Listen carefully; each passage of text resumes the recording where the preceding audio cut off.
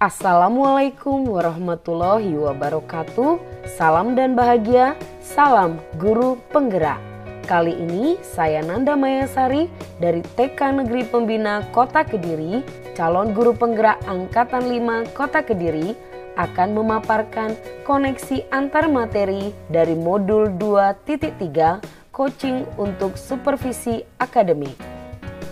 Adapun kali ini pada koneksi antar materi merupakan kesimpulan dan refleksi untuk meninjau ulang keseluruhan materi pembelajaran di paket 2, pembelajaran yang berpihak pada murid dan membuat sebuah koneksi antar materi belajar yang sudah dipelajari. Adapun pertanyaan pemantiknya adalah, bagaimana peran Anda sebagai seorang coach di sekolah dan keterkaitannya dengan materi sebelumnya di paket modul 2, yaitu pembelajaran berdiferensiasi dan pembelajaran sosial dan emosi. Pada modul 2.3 ini ada banyak sekali yang saya pelajari, diantaranya adalah konsep coaching, paradigma berpikir coaching, prinsip coaching, kompetensi inti coaching, alur percakapan Tirta, dan supervisi akademik dengan paradigma berpikir coaching. Adapun yang dimaksud dengan coaching adalah bentuk kemitraan bersama klien atau coachee untuk memaksimalkan potensi pribadi yang berorientasi pada hasil dan sistematis, memfasilitasi peningkatan atas performa kerja, pengalaman hidup, pembelajaran diri, dan pertumbuhan pribadi dari coachee. Coaching lebih kepada membantu seseorang untuk belajar daripada mengajarinya. Untuk dapat membantu rekan sejawat kita atau coachee dalam mengembangkan kompetensi diri dan menjadi otonom, maka yang diperlukan adalah paradigma berpikir coachee. Di antaranya adalah fokus pada coachee atau rekan yang dikembangkan, di mana kita memusatkan perhatian pada rekan yang dikembangkan, bukan pada situasi yang dibawanya dalam percakapan. Fokus diletakkan pada topik apapun yang dibawa dan dapat membawa kemajuan yang sesuai keinginan mereka. Yang kedua, bersikap terbuka dan ingin tahu, yang berarti kita perlu berpikiran terbuka terhadap pemikiran rekan sejawat atau coachee yang kita kembangkan, selalu berpikir netral, dan jika ada penghakiman atau asumsi yang muncul di pikiran kita atas jawaban coachee, maka kita mengubah pikiran tersebut ke dalam bentuk pertanyaan untuk mengkonfirmasi penghakiman atau asumsi itu secara hati-hati. Yang ketiga, memiliki kesadaran diri yang kuat yang akan membantu kita untuk bisa menangkap adanya perubahan yang terjadi selama pembicaraan dengan coachee atau rekan sejawat kita. Kita perlu mampu menangkap adanya emosi, energi yang timbul dan mempengaruhi percakapan, baik dari dalam diri sendiri maupun dari rekan kita. Yang keempat, mampu melihat peluang baru dan masa depan, yang berarti kita harus mampu melihat peluang perkembangan yang ada dan juga bisa membawa rekan kita atau coachee melihat masa depan, mendorong untuk fokus pada solusi bukan pada masalah. Karena pada saat berfokus pada solusi, kita menjadi lebih bersemangat dibandingkan jika kita berfokus pada masalah. Paradigma berpikir coaching ini menjadi sangat penting karena di dalamnya terdapat harapan bahwa coach akan dapat membantu permasalahan-permasalahan yang dialami oleh coachee. Selanjutnya adalah prinsip coaching. Di antaranya, yang pertama ada kemitraan, di mana coach dan coachee adalah mitra. Kedudukannya setara, tidak ada yang lebih tinggi atau lebih rendah, atau bisa juga disebut tidak ada atasan atau bawahan.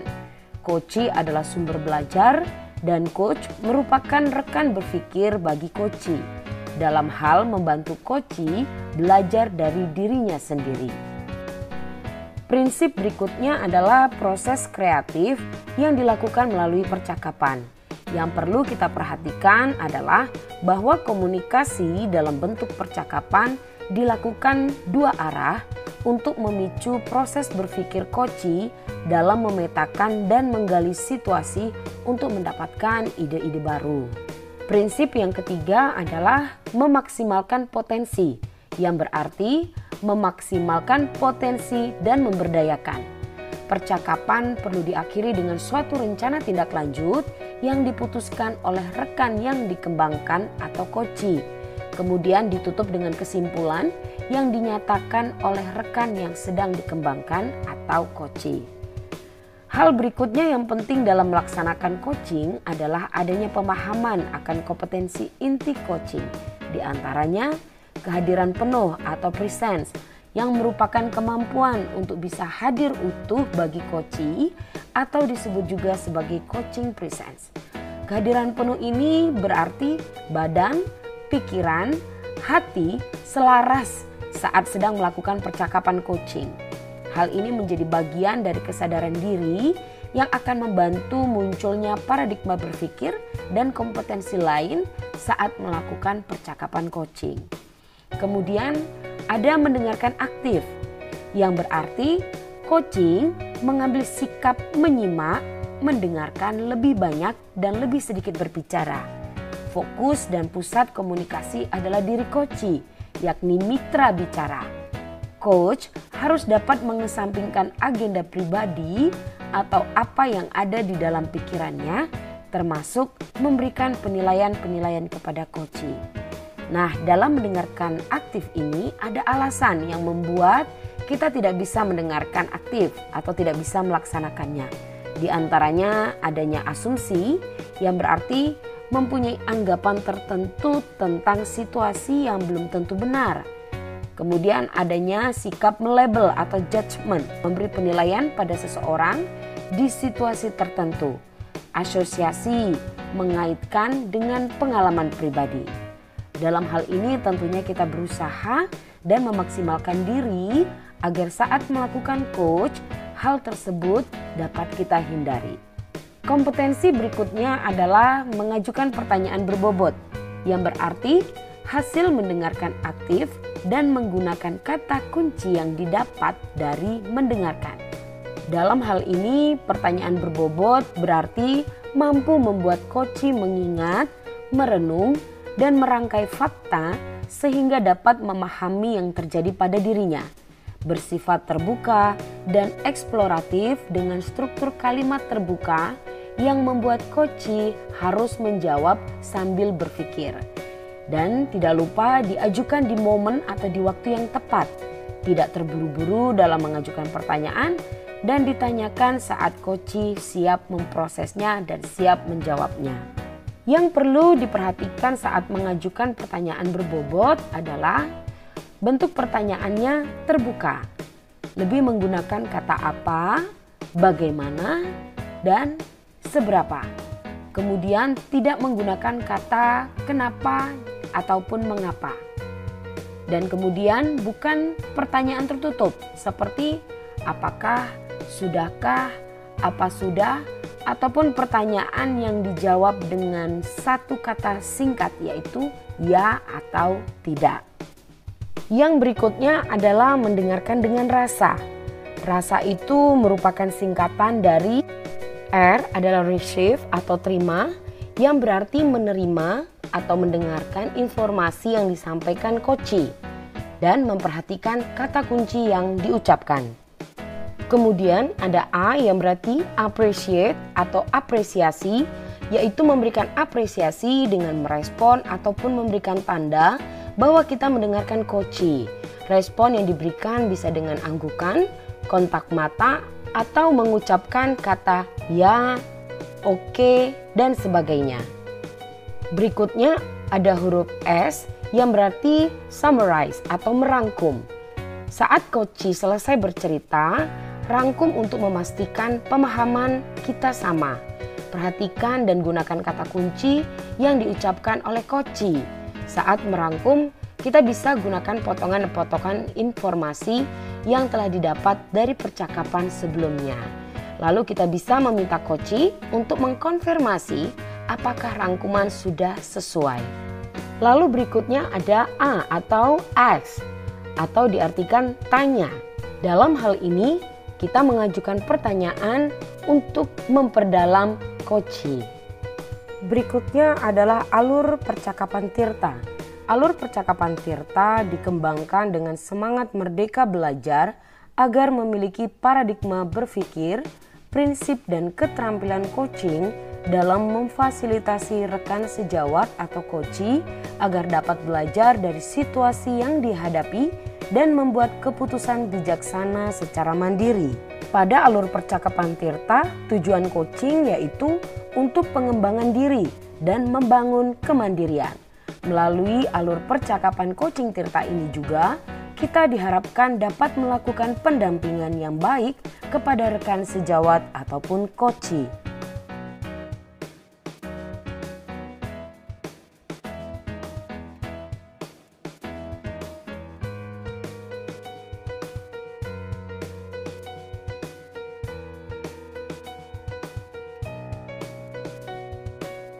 Adapun arti dari kata Tirta yang berarti singkatan dari T berarti tujuan, yaitu coach dan coachee menyepakati tujuan pembicaraan yang akan berlangsung.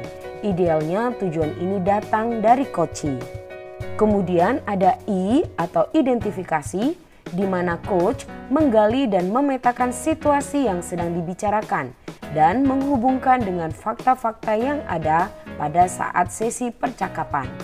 Kemudian ada R yang berarti rencana aksi, di mana berarti pengembangan ide atau alternatif solusi untuk rencana yang akan dibuat. Kemudian ada TA yang berarti tanggung jawab, di mana membuat komitmen atas hasil yang dicapai dan untuk langkah selanjutnya. Pembelajaran berikutnya dari modul 2.3 ini adalah supervisi akademik dengan paradigma berpikir coaching. Adapun supervisi akademik berarti serangkaian aktivitas yang bertujuan untuk memberikan dampak secara langsung pada guru dan kegiatan pembelajaran di dalam kelas. Supervisi akademik perlu dimaknai secara positif sebagai kegiatan berkelanjutan yang meningkatkan kompetensi guru sebagai pemimpin pembelajaran dalam mencapai tujuan pembelajaran, yakni pembelajaran yang berpihak kepada murid. Adapun paradigma utama yang menjadi landasan menjalankan proses supervisi akademik yang memberdayakan diantaranya adalah pengembangan kompetensi yang berkelanjutan, di mana peningkatan kompetensi pendidik dalam mendesain pembelajaran berpihak pada murid, pengembangan sekolah sebagai komunitas praktik pembelajaran. Berikutnya, optimalisasi potensi setiap individu, di mana makna tujuan supervisi akademik sekolah adalah mengalami pertumbuhan, yang berarti supervisi sebagai bagian daur belajar bagi pengembangan performa guru. Adanya perkembangan supervisi yang mendorong individu mengidentifikasi dan merencanakan area pengembangan diri, lalu adanya pengawasan yang menjadi sarana dalam monitoring pencapaian tujuan pembelajaran. Adapun prinsip-prinsip supervisi akademik dengan paradigma berpikir coaching diantaranya adalah kemitraan, konstruktif, terencana, reflektif, objektif, berkesinambungan, dan komprehensif. Dan adapun tahapan-tahapan dalam supervisi akademik diantaranya mencakup 3, yaitu percakapan praobservasi, diantaranya dengan penjelasan sebagai berikut. Lalu ada tahapan observasi dengan penjelasan sebagai berikut. Dan yang ketiga atau yang terakhir adalah percakapan pasca observasi, di mana tahap ini berisikan tujuan percakapan, analisis hasil data observasi, percakapan umpan balik, percakapan perencanaan area pengembangan, dan rencana aksi pengembangan diri. Supervisi akademik juga mengalami tindak lanjut supervisi yang dirangkum dalam roda supervisi akademik. Adapun penjelasannya adalah sebagai berikut. Setelah mempelajari modul 2.3 ini, maka saya mengambil kesimpulan peran saya sebagai coach di sekolah bagi murid adalah sesuai dengan tujuan pendidikan Ki Hajar Dewantara, yaitu menuntun kekuatan kodrat anak sehingga dapat memperbaiki lakunya. Oleh sebab itu, sebagai pendidik, peran coach yang saya lakukan adalah menuntun segala kekuatan ataupun kodrat ataupun potensi murid agar mencapai keselamatan dan kebahagiaan sebagai manusia maupun anggota masyarakat. Dalam hal ini, proses coaching murid diberi kebebasan untuk melakukan atau menyampaikan yang dikehendakinya. Namun sebagai pendidik, saya tetap bertindak sebagai pamong untuk memberikan tuntunan dan arahan bagi murid agar tidak kehilangan arah ataupun membahayakan dirinya. Dan sebagai seorang pamong, saya selalu berusaha agar tuntunan melalui pertanyaan-pertanyaan yang reflektif agar anak dapat menunjukkan dan mengeluarkan segala kekuatan kodrat yang ada dalam dirinya. Berikutnya adalah peran saya sebagai coach di sekolah bagi rekan sejawat. Dalam paradigma berpikir coaching yang memberdayakan potensi agar pengembangan diri dapat berjalan dengan baik, terarah dan berkelanjutan, baik itu dalam interaksi dan komunikasi saya dengan rekan sejawat. Menjalankan peran sebagai coach, dalam hal ini saya harus mampu fokus pada coachee ataupun rekan yang dikembangkan, bersikap terbuka dan ingin tahu, memiliki kesadaran diri yang kuat, mampu melihat peluang baru dan masa depan. Dengan fokus atau memusatkan perhatian kita pada rekan yang dikembangkan, bukan pada situasi yang dibawa dalam percakapan. Berikut ini adalah keterkaitan materi 2.3 dengan materi sebelumnya di paket modul 2, yaitu pembelajaran berdiferensiasi dan pembelajaran sosial dan emosional. Adapun keterkaitannya saya rangkum dalam penjelasan sebagai berikut.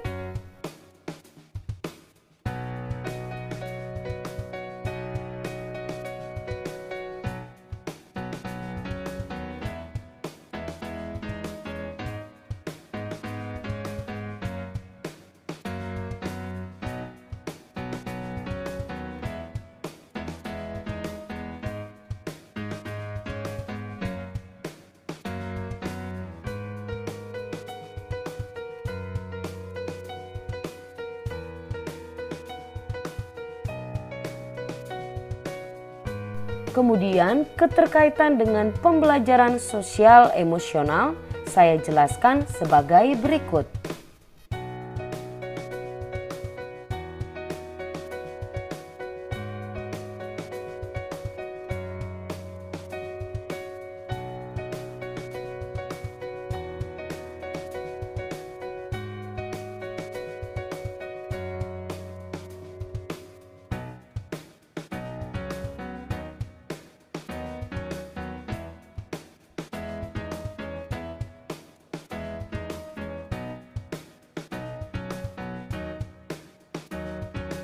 Pertanyaan pemantik kedua, bagaimana keterkaitan keterampilan coaching dengan pengembangan kompetensi sebagai pemimpin pembelajaran?